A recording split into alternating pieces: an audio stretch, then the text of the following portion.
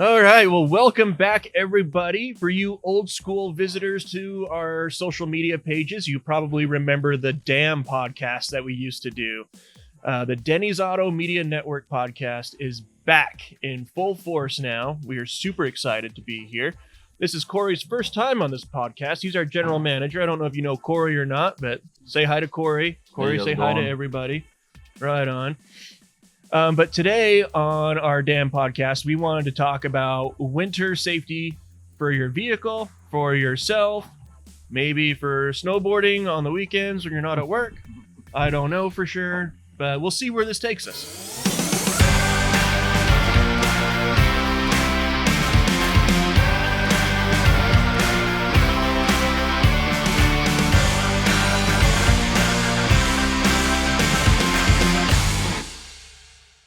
Winter safety stuff on vehicles, man. Like, what are your biggest tips that you tell the customers over at Draper? You're mostly at Draper. You kind of split your time, but you're mostly over there. What do you tell the customer base as far as winter safety travel?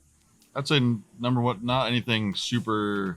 There's some particulars, but overall is just giving everything taken care of. Breaking down on the side of the road in the middle of the day when it's 75 degrees and everyone's traveling is a lot less worse than being in the winter with a foot of snow. So people start getting nitpicky over suspension components and things like that, mileage recommendations on vehicle parts, just to make sure you are safe in that way. There's nothing worse than being broken down in a canyon with no shoulder or anything like that. But overall, making sure fluids are good, safety stuff, brakes. Probably one of the most important things is getting the tires checked out, making sure you're not running anything that's 8 and 9 years old, things like that. Yeah. Which you can also get your. Speaking of tires, man. Speaking of tires, the UDOT has put on for the Cottonwood Canyons recently a sticker program to make sure your tires are safe for your vehicle to get up through the canyons, and in some ways sort of a fast pass when they are checking. If you have that sticker, you'll be able to get waved on through. And they're just wanting to look at what style of tires you have, different requirements based on if you got 4-wheel drive or 2-wheel drive, and what those tires are rated for. So there's many shops involved in the area. I want to say probably 7 or 8, and we are one of them. You can go on the UDOT website and get enrolled, or just enroll when you show up to either of our locations in Draper or Riverton, and make sure your tires pass safety to get through the manual for their standards. Right on. Yeah, that UDOT safety program is fantastic. Can you explain to us a little bit more on like the difference between like 3-peak versus M&S, the different tire qualities that are required to pass? Yeah, for sure. So you have strictly snow tires that are only for snow that you don't want to run. Those are the ones that have the studs in them, right? Yeah, studless or studdable, whatever they will be. Studdable. But those are going to be specifically, you just want to drive them in the winter. If you use them all year round, you're kind of wasting money on those. But nowadays we do have 3-peak rated tires, which you'll find a lot on most mud terrains, all terrains, and a little more aggressive all seasons that qualify as winter tires. Also qualify as a traction device in the canyon, so it makes it so you don't have to carry chains if you don't want to. So specifically what UDOT's looking for is if you have a front-wheel drive or a rear-wheel drive car, that you have those 3-peak snow-rated tires with above basically half-life to get through the canyon.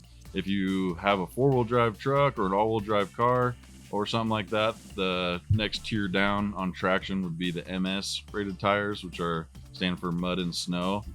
So for those guys, as long as you have all-wheel drive or 4-wheel drive, you don't have to have the winter rating, but you also have to have over half tread life on those to be able to qualify. On my truck, I have a 4-wheel drive truck, and I rock the Cooper AT3s. They're M&S rated, and I love those tires, man. Mm-hmm. I'm a Cooper guy, though. I don't know what you guys are out there, what you are, but I love those Cooper AT3s. They're kind of expensive, but they're not super outrageous for what you're getting. Get your money's worth. Yeah. I'd say for those style, Cooper, Toyo, Falcon actually makes a lot of not qualified winter tires in their ZX line. That is great. They do perform well in the snow. They're not the 3-peak rated, but I've ran them on 2 or 3 different Subarus with all-wheel drive and had almost as good of luck as I did running snow tires. Right on. I think my my one critique of the UDOT tire program, which UDOT, if you're listening to this, I'm on your team.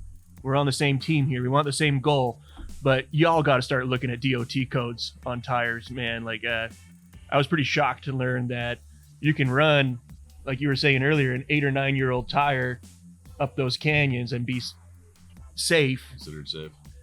That's not realistic. Like a DOT code, I think after 5 years, that tire needs to be replaced regardless of how much tread you have left on that, because it's starting to rot from the inside out. I'd say we see more of that than we do just tires bad on tread depth. A lot of cars come in and people are unaware that, yeah, their tires are 8-9 years old. They're cracking heavy on the sidewall. A lot of times it happens even sooner to a car that just got it from a family member and it's been sitting for 9 months or a year. It takes a lot of wear on tires, and even though they have good tread, still wouldn't call them safe. Yeah. So if UDOT is listening, next season we'd like to participate in this again, but we'd like to be on a board or something so we can help educate the valley and all the consumers that are going up the canyons as a whole. 'Cause I think that's the one glaring thing that's wrong with that program. Other than that, it's rock solid, man. But so enough about tires. Do you remember back in the day, meaning when I was turning wrenches, which isn't that long ago, but it's kind of feels like a long time ago. When I first started, a lot of our old customers would want to come in for a winter maintenance check, or a winter checkup, a winter service. I haven't seen that in a long time. It was always the older guys and ladies that wanted that done, and it was awesome, man. We would check freeze protection on their coolant. We would check battery strength. We would see if there's any excessive draws coming from the battery, tires, of course, and brakes, steering, suspension. It was pretty much like a really, really awesome, like a courtesy inspection, more or less, but it was cold weather focused. Yeah. I love that. I think that should come back, man. I don't know if you guys are seeing it over there. I haven't seen one in a long time, though. Yeah, I'd say that is a good idea to go before winter, especially if you're planning on driving to see family for Christmas or any long trips or ski trips. The Denny's auto inspection that we do pretty much gets all your points across for winter, along with many others. But it wouldn't hurt to go to any shop, see what they offer as far as a winter safety check. Make sure you got the proper washer fluid in there. It's not going to freeze and cost you $500 or $600 to replace a washer bottle, depending on what car you got. You've run into that recently. There's a couple of washer fluid reservoirs that are frozen solid, man. Yeah, we get some used cars that we do on off used car lots, and a lot of them, they fill them with water, and it not necessarily ends up being super pricey, but it's more of a pain when you got to replace lines because they crack, or sprayers and nozzles, and have your car down for something so simple that could be avoided by changing your washer fluid and upping the freezing temp on it. Another thing to get checked is the coolant. Get it tested to see what its capabilities are and how cold a temperature can go. Based on your area here in Utah, you want it pretty dang low. There'd say close to zero as far as a freezing point for coolant. And then just your normal, we check every time. Vision safety stuff, so headlight, you don't want to have any bulbs out driving in the dark in the winter. Even a headlight polish. Some people complain about low visibility and the snowy dark when it's sunsets at 5 o'clock. You're driving home dark. You want to make sure you have good vision on there. So go to a shop, get your headlight bulbs changed, upgraded, lenses polished, something like that. Yeah, absolutely. And one of my favorite horror stories that I've seen relating to coolant freeze protection when I first started a long time ago. We had a guy, he must have had just straight water in his engine block and in his radiator and stuff, and he had a coolant leak when it warmed up. And sure enough, that water froze, because what happens to water when it freezes, it expands out. If it's in a cooling jacket, there's not a lot of room for it to expand out, and it'll crack your block. And that's a super expensive repair that could have been easily taken care of with a couple $100. Yeah, for sure. Go get a coolant flush done, or whatever your local service shop is. Most places will have a way to do a test on the antifreeze and make sure that won't happen to you. That's a simple mistake for a costly repair. So something that I preach a lot, but I'm very hypocritical about it because I don't have it in my truck. But like a winter preparedness, like go bag kind of thing in my truck. For sure. Couple I don't have that. Couple little road flares or something. Some bottled water, some like snacks and all that fun jazz, I don't have any of that, and I'm always like, man, you're so dumb, why don't you have that in your car? And I'm like, yeah, pot calling the kettle black, guys. But what would you put in your winter emergency kit, like your go bag for your vehicle?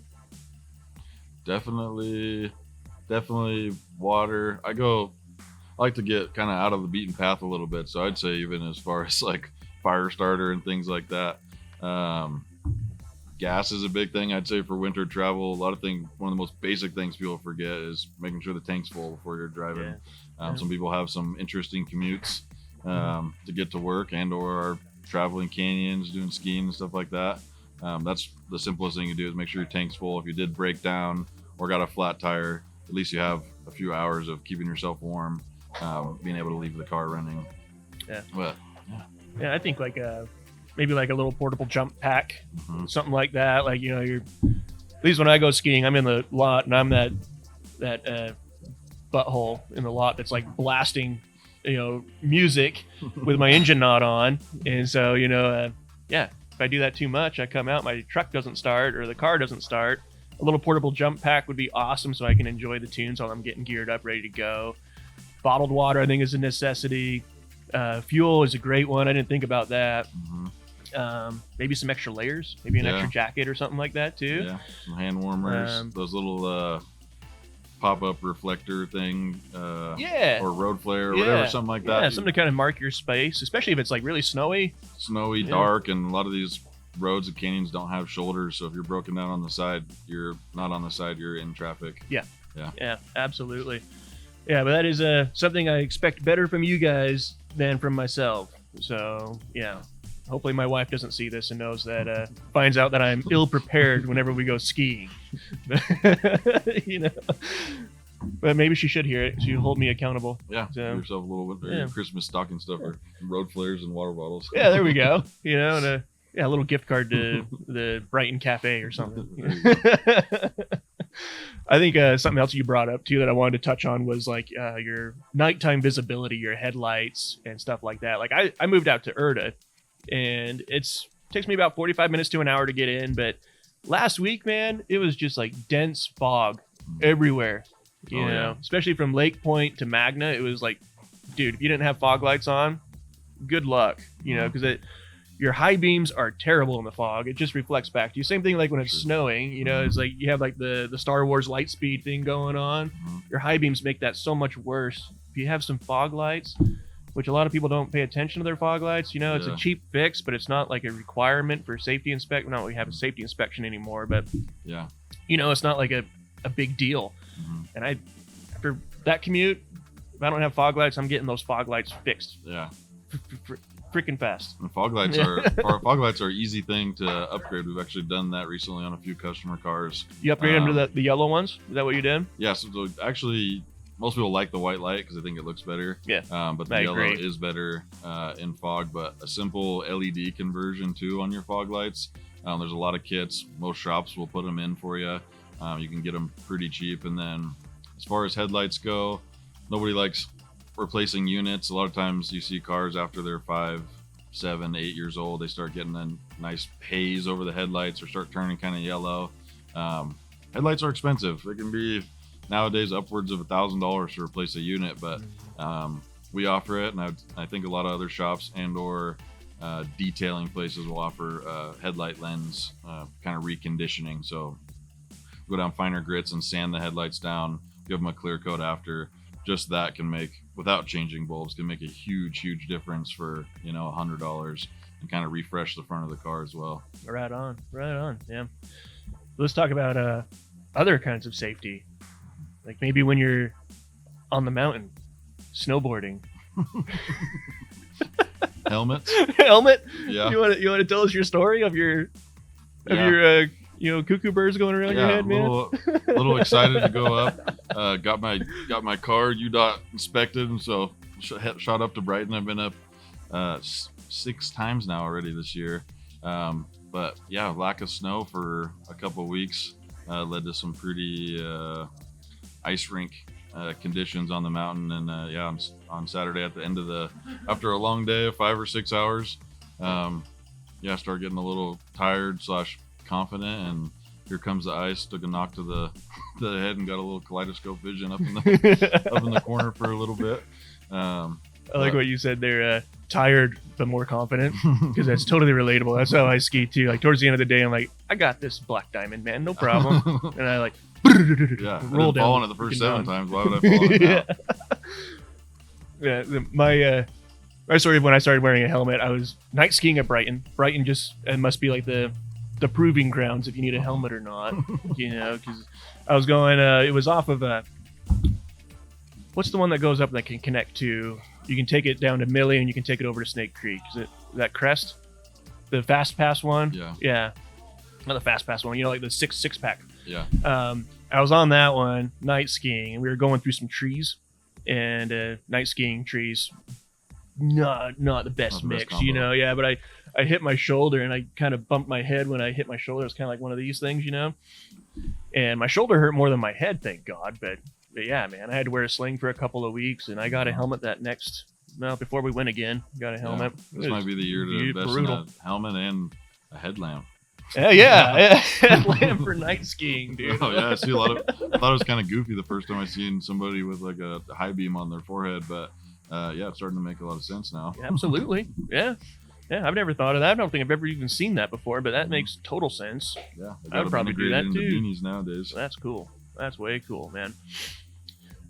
Is there any other winter driving safety tips or winter safety tips in general that you think we should let people know about? I'd say other than just going to a reputable shop or the mechanic that you trust and have them do a true honest inspection on it, this is probably the number one tip I would have. There's a lot of stuff you can check on your own. If you're a little savvy, if you have stuff without a lift, without getting the car up, you can look through at your brake pads and you can learn what measurements tires should be. There's an old penny trick and things like that. You don't have to go out and buy like an actual tire gauge, whatever it may be. There's some stuff on the outside you can look at yourself, but take it to your trust, or you got a family member that knows cars really well, have them look it over. Just it's easy to be safe throughout winter. Most of the stuff is usually caused by simple mistakes and fixes that could have been avoided. Accidents could have been avoided. Yeah, well, I think like winter is my favorite season in Utah. Like I'm a skier, yes, but I think Utah is prettiest when it's covered in snow. Like it is freaking gorgeous here, when it's snowy. And you're right, it's not overly difficult to be safe in the wintertime, so even with your home, it's not, make sure you get your furnace tuned up, make sure you have you have a fireplace, some extra logs, whatever. You're good to go, man. Yeah, if you're going to winterize other parts of your life or build cars, if you'll have, toy haulers and trailers and things like that, there's guys that run around do winterization. So I see a lot of people put a lot of money and stuff into that, but not the car they drive to work every day.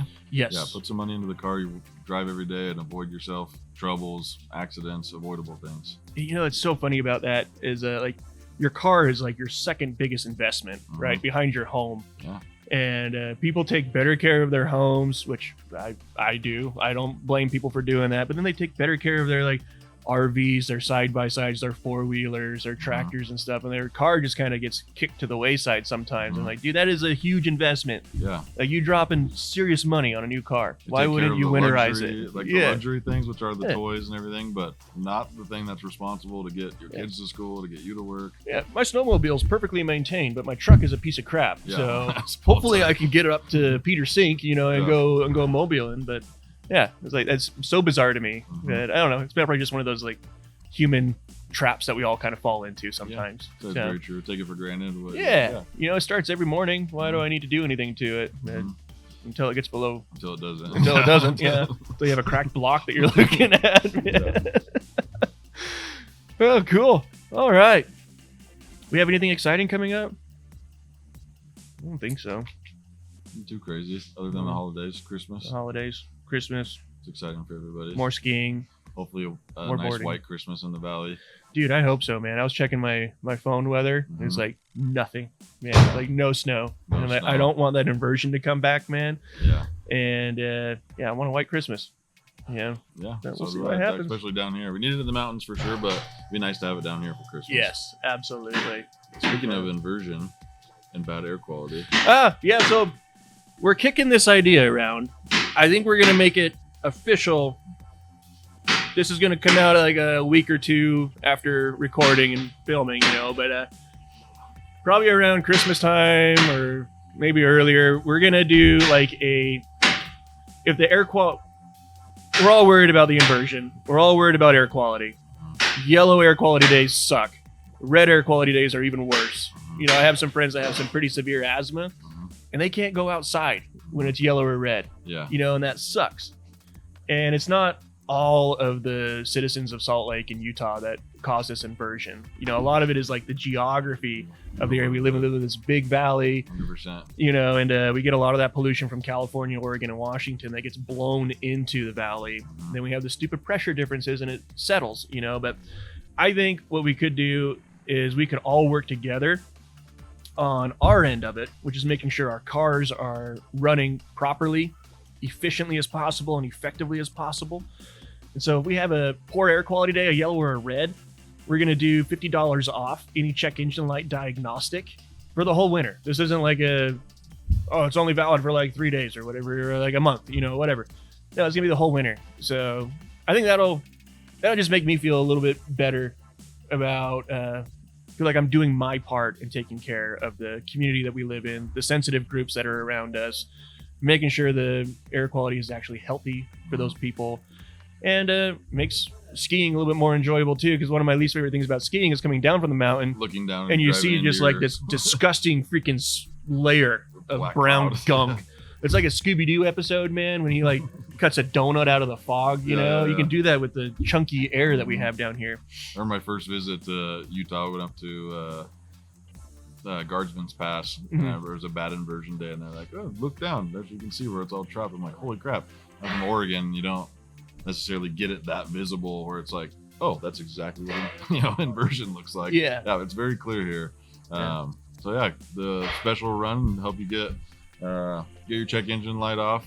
Definitely is affecting the way the vehicle's running. It might not feel detrimental to the car at this point, but it can be to our environment. And there's stuff that maybe not make the car run funny that you notice, but can also be causing damage to your engine or cats or whatever it may be. Might not feel like a big deal, but it's also a good time to get it taken care of before your registration is due. Don't let a lot of people let those check engine lights pile up. It comes on, nothing changes on the car feels all right, so they let it go. By the time it comes to get their renewal done, their emissions, they got 5 or 6 codes and a couple different systems, and now they're trying to fork out a bunch of money to keep the car on the road. Well, even like people do that all the time. I've been guilty of doing that too. But if your check engine light's on, it's not saying that your car's running poorly necessarily, right? Sometimes it is. Like if you have flashing check engine light, you have a misfire or something that's catalyst damaging, right? Horrible. But sometimes you have like a small evap leak. That's not going to cause any drivability change, but it is polluting. If your check engine light's on, it means you're polluting more than what that manufacturer designed that car to do. So anytime a check engine light's on, it's centered around pollution. You have a transmission code, the transmission slipping. So you have a momentary brief time when that engine's not putting any torque to the ground and you're wasting fuel economy. You're polluting more.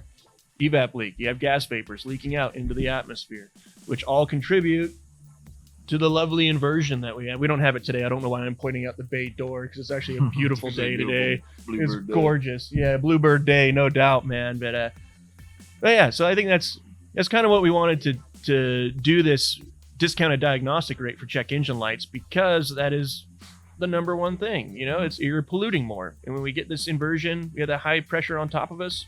You're just polluting more and more and more, and it's not going anywhere. Yeah. So we can all be on the same team and all kind of be an active participant in that. For sure. Be helpful. Yeah, you don't want to be driving around. Another thing, winter safety. Got a check engine light on. Maybe you don't know what it is. Maybe you do know what it is.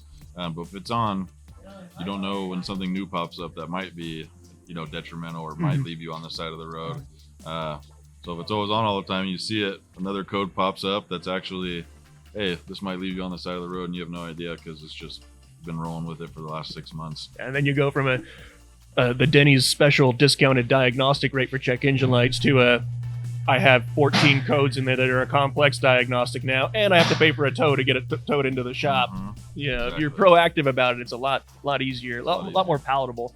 Yeah, that's a good point. Thanks for bringing that up, man. It's, the people that are throwing a fit about all the guys rolling coal and stuff, which I think rolling coal is gross. I think it's gross, right? I don't dig that at all, man. But it's like, man, I wonder if like that. Check the twig in your own eye before you point out the log in my thing. Like, I wonder if they have a check engine light on that they've been neglecting because they're not due for registration yet. Probably. I feel like, yeah, there's about 50% of people that come to the shop have a check engine light they've been ignoring. Yeah. We play a small part in it, but if we're proactive about it, we can really help the community, help the air quality, help whoever's downstream from our inversion that gets it. Really, we're doing good work, and our communities can contribute to that good work of keeping the air quality as clean as possible. Yeah, there's a huge, obviously, if you live here, huge influx of people moving in here. Me being one of myself included in that group that's been up here in the last few years, but that stuff just tends to get more important and more important as the population grows. We're shoving a lot of people into the area, and yeah, it shows. It does. How many bad air quality days we had now versus how bad was it, 10 years ago? How many days we have that were red compared to now? So 10 years ago, I couldn't tell you. I was making horrible decisions 10 years ago, so I couldn't tell you what the air quality was. I don't make horrible decisions anymore, guys. It's all good. I got married to a fantastic woman that keeps me on the straight and narrow. Life hasn't been better. So. This is your second winter? Yeah. Second winter? And you already got a season pass to Brighton, man. Yeah. That's the way to do it. I went through the worst winter. That time I was visiting Salt Lake a lot. And then last year was my first winter living here full time. And then, yeah, so almost number 3. Right on, man. Experience some good snow winters for sure. Hoping this one doesn't backtrack. I hope it doesn't, man. It's not off to a good start, but I hope it. I don't know. My phone says there's no storms coming in, but then, I listened to the radio, news radio on the way into work, and they're like, "Oh, we're gonna have like all these baby storms this week." And I look at my phone, I'm like, "There's like no storm systems." But you're a meteorologist. I'm just some dumb dude with a phone. Yeah, talking about tires. Yeah, let's talk about what I know. Oh, cool. I think that's about it. Do you have anything else? Not really. Okay. No, yeah. Well, a huge shout out to Jake at Social Paragon for encouraging us to bring back the damn podcast episodes. This has been a lot of fun. I'm looking forward to the next one. I hope you guys are looking forward to the next one too. And stay tuned for. Oh, I had like a little tagline for the end of this thing, man. Tips, tidbits, and funny bits. Stay tuned for some tips, tidbits, and funny bits. Yeah. All right.